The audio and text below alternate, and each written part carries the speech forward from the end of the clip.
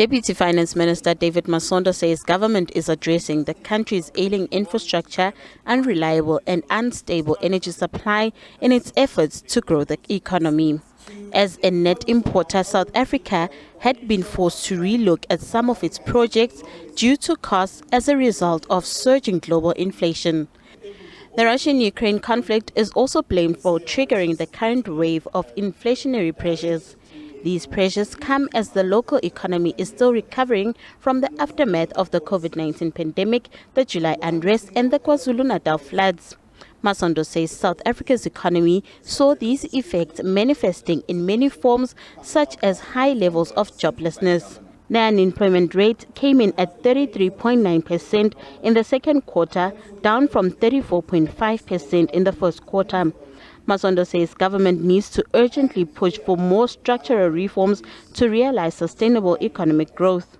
I think the structural reforms seek to address the supply side constraints in our economy, but I will also add, I think we also need to take seriously the issue of underproduction. And I don't think that colleagues who emphasize on the demand side of our economy are saying dealing with the supply side constraints is not important, because after all,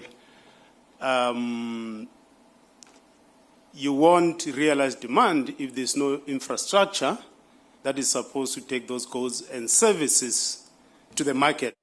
The country is expected to grow at around 1.8% this year, but others believe that these projections could be revised further downward. At the same time, Masondo says increasing investment to achieve growth is critical.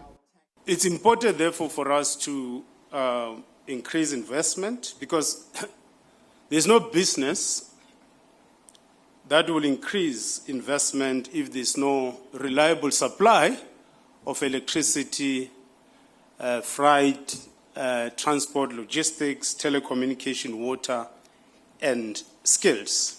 Masondo has also cautioned that government spends at least 50% of its budget on social grants. Masondo says to grow the country's economy, a reliable and stable electricity and water supply is of utmost importance. And this is the main factor to attract investment into the country, along with reliable infrastructure. Nothando Makutulela, SABC News, Drakensberg.